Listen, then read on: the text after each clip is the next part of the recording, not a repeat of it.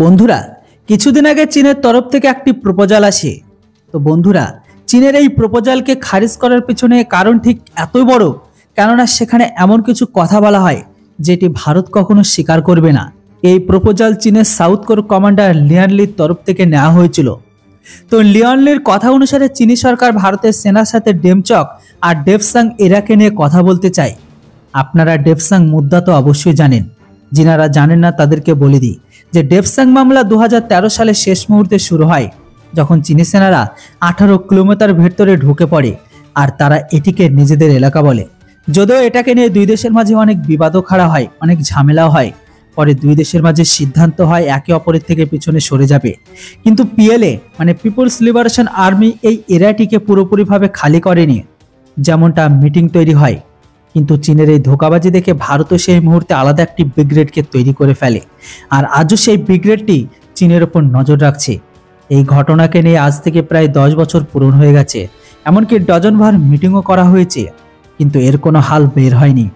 বরং চীনী কমান্ডাররা এই মিটিংকে খারিজ করে, বরং এই মিটিংকে থামিয়েও দেয়। আর পরবর্তী টাইমে আবারও একটি নতুন মিটিংয়ের ডেট বের করে আবার অপেক্ষায় ফেলে দেয়। আর গত 10 বছর ধরে তো এটাই হচ্ছে। যদিও দেখলে বুঝবেন এই মুদ্রাটি মাত্র 1 বছরের মধ্যে সমাধান হয়ে যায়, কিন্তু চীন এটিকে কখনোই মেটাতে চায় না।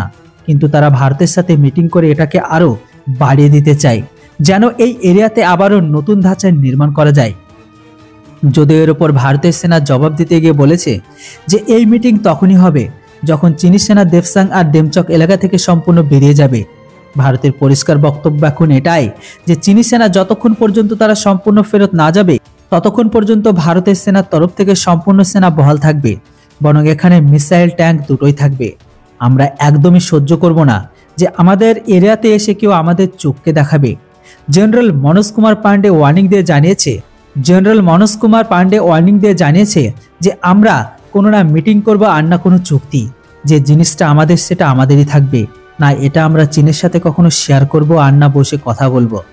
যদিও 62 যুদ্ধে চীন আমাদের অনেক জমিকে দখল করেছিল, কিন্তু বর্তমান সময়ে আমরা এক টুকরো জমি চীনের কাছে যেতে দেব না।